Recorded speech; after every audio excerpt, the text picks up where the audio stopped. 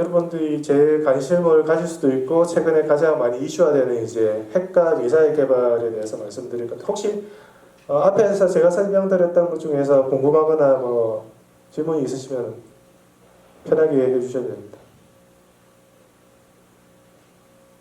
없으면은 다음으로 가겠습니다. 김정일 시대 시작은 김일성 시대부터 시작했고 그거를 이제 발전시키기 시작한 거는 김정일 시대인데 이거를 실제 무기화한 단계로 간 거는 김정은 시대부터라고 보시면 되겠습니다. 김정은 시대부터 핵 능력을 굉장히 고도화를 시켰고 핵실험도 김정은 시대 더 많이 했죠. 김정일 시대 때는 2009년까지 김정일 시대고 2013년 요일부터는 김정은 시대인데 여기에는 기초적인 실험을 했다면 여기에는 본격적으로 무기화할 수 있는 실험을 쭉 하셨다고 봅니다. 그래서 이제 2012년 이후부터 김정은이 핵과 경제를 동시에 가져가겠다. 핵 경제 병진 노선을 추진하면서 이런 능력을 고도화에 박차를 했고 2017년까지 총 6차의 핵실험을 한 상황입니다. 마지막은 위력이 50kT 정도인데 이 정도는 이제 수소폭탄 실험을 했다라고 보고 있고요. 엊그제도 이제 핵폭탄 이제 공개를 했었죠. 그거는 이제 우리가 기술을 개발해서 실제로 전쟁에서 쓸 수 있는 생산형, 실제로 우리가 전쟁에 쓸 수 있는 양산형 핵탄두를 만들었다는 걸 과시하려고 하는 그런 의도가 있겠습니다. 기본적으로 이제 북한은 체제 보장 차원에서 김정은을 중심으로 한 체제 보장 차원에서 미국에 대한 억제와 혹시 우리가 북한에 맞았을 때 응징보복할 수 있는 역량을 제일 수두리로 키우고 있거든요. 그렇기 때문에 대륙간 탄도미사일 개발을 가장 우선시하고 그걸 집중적으로 하고 있는데 거기에 들어가는 탄두는 재진입체라는 게 있어요. 재진입체가 결국은 이제 미사일 제일 앞에 붙어서 쭉 날아가다가 추진이 다 되고 요 폭탄만 탁 떨어지는데 속도가 워낙 빠르기 때문에 보통 대륙간이면은 마 20이 넘거든요. 그러면은 대기를 지나갈 때 굉장히 고열이 발생해요. 그런데 고열과 열과 기계적인 충격이 발생하는데 이걸 견디기 위해서는 굉장히 기술이 필요하기 때문에 이 기술을 가져야지 대륙간 탄도미사일을 개발했다라고 최종적으로 확인할 수 있는데 이런 거를 이제 실험하는 장면인 거죠. 그래서 지금 나오는 엊그제도 이제 사진에서 북한이 공개한 것처럼 표준화, 규격화, 소형화, 경량화 등 이런 걸 하고 있다는 거죠. 표준화라는 거는 여러 가지 미사일 동시에 다 넣을 수 있는 거고 규격화도 이제 규격이 돼야지 그 규격에 맞게 생산할 때 많이 생산할 수 있거든요. 그다음에 소형화, 경량화는 결국 작게 만들고 가볍게 만들어야지 더 멀리 보내고 더 여러 개를 태울 수 있는 거죠. 이런 목표하에서 핵 개발을 계속하고 있는 거고 최근에는 이제 다시 북한이 보유하고 있는 핵물질 생산 시설에서 핵물질을 계속 생산하고 있는 것으로 보고 7차 핵실험 또 이제 준비하고 있다는 그런 정황이 있기 때문에 정확한 거는 김정은이 결국은 결정해야 되지만은 시험을 할 수 있는 준비는 이미 다 됐다라고 보거든요. 그래서 언제든지 가능하다. 그리고 위력이 조절할 수 있는 핵탄두, 위력을 조절하는 거죠.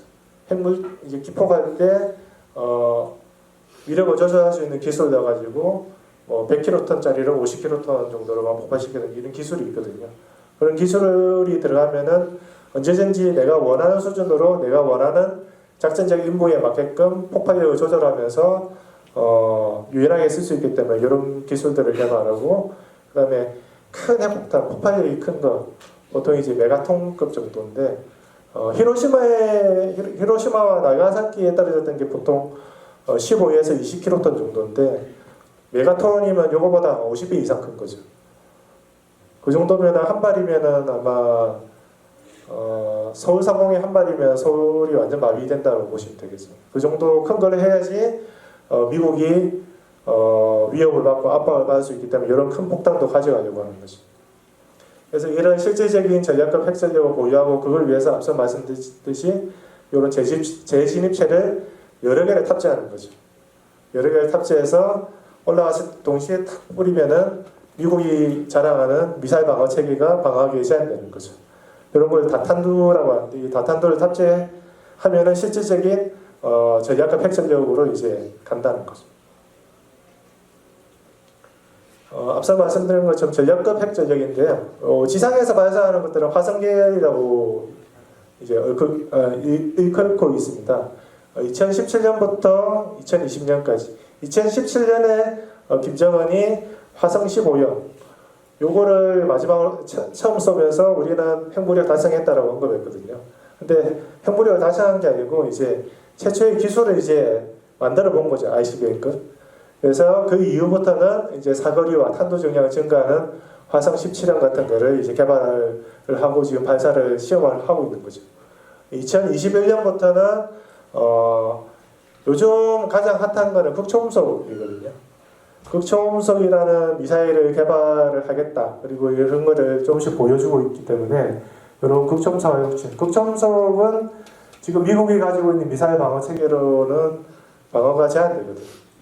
나중에 설명드리겠지만 이런 것들을 해서 미국의 미사일 방어 체계를 뚫고 들어가겠다는 그런 의도를 가지고 있는 거죠. 그래서 현재까지 보면은 이제 최근에 화성 17형을 고각 이제 정상적으로 원래대로 쭉 쏘는 게 아니고 위로 쏘는 거죠. 이렇게 위로 쭉 쏘는 고각 발사하는데 고각 발사를 여러 번 하면서 관련 기술을 지금 고도하고 있고 액체 연료를 쓰는 미사일은 거의 완성 단계에 들어갔다라고 이제 평가되고 있습니다. 그 다음에 고체 연료인데요. 이제 액체는 말 그대로 연료가 액체예요. 그 다음에 산화제, 산소가 들어가야 되거든요. 액체를 연소를 하기 위해서 산소가 필요한데 그 산소가 이제 고도에 올라가면 산소가 없기 때문에 이 산소를 미사일 안에 같이 넣어주는 거예요. 산화제를 넣어주는데 요 고체는 말 그대로 연료가 고체인데 이 고체 알갱이에요. 그레인이라고 부르는데 이게 연료가 되는 고체랑 산화제가 되는 고체 알갱이가 같이 들어가 있는 구조입니다. 그래서 이게 훨씬 편해요. 왜냐하면 얘는 이미 이 안에 다 들어가 있기 때문에 버튼만 누르면 날아가지만은 액체는 기본적으로는 요즘에 저장 체계도 나와 있지만 기본적으로는 발사하기 전에 연료를 넣어주고 산화제를 넣어줘야 되는 구조거든요. 그렇기 때문에 고체가 요즘에 고체가 대세라고 보시면 됩니다. 그래서 이런 고체, 이건 캐니스트라고 하는데 캐니스트 안에 이제 미사일이 들어가 있는 거죠. 그래서 요거를 개발해서 실질적으로 미국과 러시아 수준까지 가겠다는 겁니다. 이거를 위해서 작년에 고체 엔진 연료 시험을 했고 여러 가지 시험을 관련된 성능이나 신뢰성을 시험했고 향후에도 또 발전시켜 나갈 가능성이 크다는 거죠. 요거는 이제 바다 잠수함에서 쏜 건데 북극성 계열인데요. 이런 SLBM 점점점 발전시키는 거. 여기 보시면은 점점 커지고 있죠. 커지고 언제든지 쏠 수 있게끔 신속한 발사가 가능하게 다 고체로 개발하고 있고 단지 이제 미사일은 어느 정도 완성된 것 같은데 개발된 것 같은데 잠수함을 개발해야 되는데 이 잠수함은 배 중에서 가장 만들기 어려운 것 중에 하나가 잠수함이거든요. 그렇기 때문에 그 관련된 기술이 부족하기 때문에 아마 이 잠수함은 아직까지 시험에 진수 바다에 띄우고 여러 가지 시험을 해야 되는데 아직 그런 거는 포착이 안 되고 있는데 아마 여러 가지 개발이나 건조에 어려움이 있기 때문에 당분간은 발사가 어렵다라고 보시면 되겠습니다.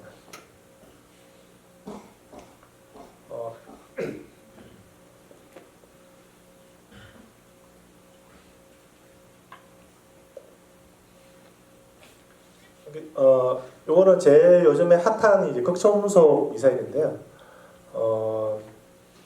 극초음속은 기본적으로 마하 5 이상을 극초음속이라고 부르는데 속도가 빠르다 보니까 안에 있는 폭탄이 없어도 운동 에너지만으로도 이제 표적을 파괴할 수 있는 그 정도의 파괴력이 나오거든요.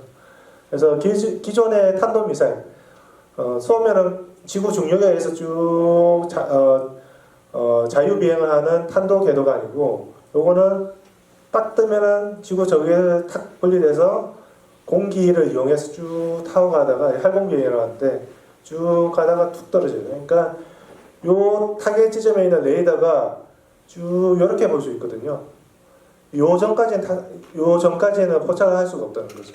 탄도 비행은 요 정도 올라오면 포착이 되는데 극초음속은 요게까지 가기 전까지 탐지가 안 되기 때문에 탐지를 하고 요격을 하기 위해서는 굉장히 시간이 짧다는 거죠. 그리고 요거는 기존의 탄도 미사일 요렇게 그냥 뚝 떨어지는데 극초음속은 가면서 이제 활공비행을 옆으로 하거든요. 그래서 추적도 어렵고 요격하기 어려운 그런 거라고 보시면 되겠습니다. 요거는 미국이 지금 개발하고 있는 극초음속 미사일 계열이고요. 요거는 러시아가 개발했고 우크라이나 전쟁에서 지금 썼던 게 킨자리라고 요걸 여러 번 썼거든요. 요거는 이제 북한의 KN-23하고 결국은 러시아에서 만든 지대지 탄도미사일을 이제 비행기에 붙여서 쓰는 겁니다. 그 다음에 요거는 동풍 17이라고 중국이 만들어가지고 지금 전력화해서 배치하고 있는 거고. 그래서 기본적으로 극초음속 활공체랑 극초음속 순환미사일로 나오는데 활공체는 자체적인 추진체가 없어요. 로켓으로부터 받은 운동에너지를 가지고 쭉 떨어지다가 대기권의 공기에서 위에서 충격파가 발생하면은 그 반발을 이용해서 이제 탕탕탕탕 튀기면서 날아가는 거고, 요거는 이제 순항 미사일이기 때문에 자체적인 추진력이 있어요. 엔진을 이용해서 마하 5속도로 쭉 날아가는 거. 이런 극초음속 미사일을 북한이 개발하고 있습니다. 화산 8형이라고 하는 건데 동풍 17하고 거의 닮았죠. 그래서 북한은 기본적으로 극초음속 기술이 사실 없다라고 보시면 돼요. 없다라기보다는 굉장히 기반이 낮죠. 그래서 자체적으로 개발할 수 있는 능력이 없어요. 그리고 극초음속 미사일 개발하려면 극초음속 상태에서의 공력 자료도 많이 필요한데 이런 자료를 얻기 어려우니까 기본적으로 똑같이 따라가는 거죠. 따라가면서 여러 번 실험해보면서 이제 경험칙으로 이제 발전시켜 나가는 거고, 기본적으로 굉장히 크거든요. 그래서 아마 핵탄두를 탑재할 것이다 라고 보고 있습니다. 또 하나는 이제 기존의 미사일을 좀 개량해서 극초음속 비슷하게끔 성능을 내는 건데 요거는 좀 동그란 거거든요. 기존에 그 이미 개발된 기술인데 기동 재진입체라는 게 있는데 이런 것들 좀 활용해서 극초음속처럼 이제 활공 비행을 할 수 있는 그런 수준으로 만든 건데 요거는 꽤 어느 정도 성능이 나오고 시험했을 때도 사거리도 한 1000km 정도 나오는 걸로 하기 때문에 요거는 이제 어느 정도 기술이 많이 올라와 있다라고 보시면 되겠습니다. 그리고 이제 가장 이제 북한이 미사일 시험할 때 많이 나오는 것 중에 하나가 요건데요. 소위 북한판 이스칸데르. 원래 요걸 러시아에서 만든 건데 러시아에서 만든 거를 해킹을 했는지 어떤지 거의 비슷하게 만들어서 개발한 겁니다. 저희도 있어요. 저희도 현부 계열인데 그것도 러시아의 기술을 받아와서 우리가 개발한 거거든요. 그래서 결국은 이제 같은 뿌리다. 러시아의 이스칸데르로부터 같은 뿌리라고 보시면 되고 북한은 요거를 점점 더 크게 키우고 사거리를 증가시키고 탄도 중량을 더 키우는 그런 방향으로 가고 있고 기본적으로 핵탄두를 탑재한다. 재래식 탄두, 폭탄이나 여러 가지도 탑재하지만은 핵탄두도 탑재한다라고 보시면 되겠습니다. 그 다음에 또 제일 많이 나온 것 중에 초대형 방사포 600mm인데요. 600mm 정도 되는 다연장은 이제 북한만 가지고 있고 사실상 이것도 굉장히 크거든요. 600mm면 직경이 60cm 정도가 되기 때문에 핵탄두를 탑재할 것으로 보고 있습니다. 기본적으로 빠른 속도로 동시다발적으로 발사하기 때문에 사실 한미연합전력 입장에서는 가장 좀 맞기가 좀 애매한 그런 전력이거든요. 그래서 여기에 대한 고민을 많이 하고 여기에 대응하기 위한 어떤 새로운 무기도 지금 개발 중이고 있습니다. 이건 신형 순항 미사일인데요. 이거는 화살 1형이라고 부르고 이거는 화살 2형. 이게 조금 더 직경이 크고 사거리가 대충 2000km 정도 나오고 한 1500km 정도 나오고 기본적으로 지대지인데 최근에는 잠수함에서 발사하는 것도 이제 시험했거든요. 그래서 이제 잠수함에서 운영하면서 핵탄두를 탑재해서 멀리 있는 오키나와 미군 기지 같은 걸 다 타격할 수 있는 그런 용도로 이제 사용될 가능성이 매우 높다고 하겠습니다. 이렇게 앞서 본 북한의 미사일을 굉장히 많이 개발했는데 김정은이 본격적으로 집권한 건 한 2012년 말, 2013년인데 대략 10년 만에 이 정도의 미사일을 만들었거든요. 여기서 제가 말씀드리지 않은 다른 미사일도 많이 있습니다. 이 정도의 미사일을 사실 이 정도 빨리 만들기는 쉽지가 않거든요. 어떻게 이렇게 만들었냐 보면은 이 각각의 미사일이 각각 개발된 게 아니고 서로 연계가 되어 있다고 보시면 돼요. 소위 진화적 개발인데요. 요 미사일 개발하고 별도로 개발하는 게 아니고 여기에서 개발한 기술을 이용해서 조금 더 올리는 거죠. 성능을 올리고 여기에서 개발한 엔진을 조금 더 개량해서 적용하고 또 개량하고 또 적용하고 이런 식으로 단계를 올려가는 거예요. 점점점 진화적으로 발전시켜 나가는 거죠. 그런 특징을 가지고 있기 때문에 사실 하나하나가 개별적인 어떤 무기 개발 사업이 아니고 통으로 보시는 게 좀 더 맞다는 거죠. 결국은 이런 것들이 하나하나가 중간에 목표 시제가 될 수 있고 중간 개발 시제가 될 수 있지만은 결국 최종 단계까지 가기 위해서 거치는 과정이라고 보시면 되겠습니다. 요거는 이제 북극성을 개발한 과정인데요. 북극성 3형까지 이런 과정하면서 지금 북극성 4시옷, 5시옷, 5시옷 개량형이 쭉 나오거든요. 그래서 이런 것도 마찬가지로 이런 것들이 북극성 이름은 없어요 지금. 그냥 개발 시제죠. 기술만 개발해 보는 거죠. 북극성 2형은 어느 정도 배치가 됐는데 이것도 사실 나중에 신형이 나오면 아마 도태될 가능성이 크고 북극성 3형도 더 이상 안 나와요. 그러니까 우리가 겉으로 보는 게 와 미사일을 많이 개발하고 있다라고 보는데 결국은 최종적인 목표로 가는 어떤 과정이라고 보시면 되겠습니다. 결국은 이걸 선택한 거는 북한이 돈이 없기 때문이죠. 기술력도 부족하고 그러다 보니까 미국하고 한국한테 겁을 줘야 되고 뭔가 보여줘야 되고 가시를 해야 되는데 마지막 개발하는 거 보여주기에는 뭔가 없어 보이니까 자꾸 중간중간에 보여주는 거라고 보시면 돼요. 그러면서 요거는 미국하고 북한하고 좀 겁을 먹네?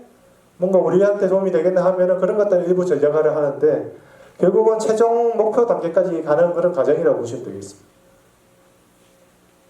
그래서 북한은 기본적으로 무기를 개발하는데 과거 사례를 보면 한 4년 정도를 최대한 소요하는 걸로 보이는데 개발 착수부터 실제 이제 무기를 바깥에서 실험하는 그 단계까지 한 3년 정도 보고 마지막 1년은 여러 가지를 막 테스트하면서 날려보면서 이렇게 하는 과정이 있죠. 그래서 김정은이 본격적으로 집권했던 2013년부터 전략급 유도무기 화성 12형, 화성 14형, 화성 15형 중심으로 개발하고 이제 16년부터 이 얼추 끝날 때쯤 되면 이때 되면 이제 어느 정도 개발하고 시험 단계에 들어가면 나머지 여기 인력들은 여기에 달라붙는 거죠. 그래서 전술급 KN-23, 24, 25 이런 것들 전술급 유도무기를 개발하고 또 끝날 때쯤 되면 이 인력이 다시 여기에 붙는 거죠.